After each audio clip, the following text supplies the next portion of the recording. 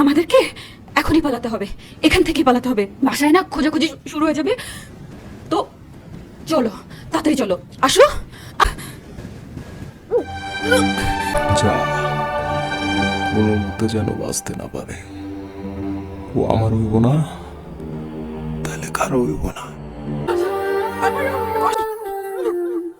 অনেক কষ্ট হচ্ছে, তোমরা ওকে মেরো না, আমরা অনেক দূরে চলে যাবো।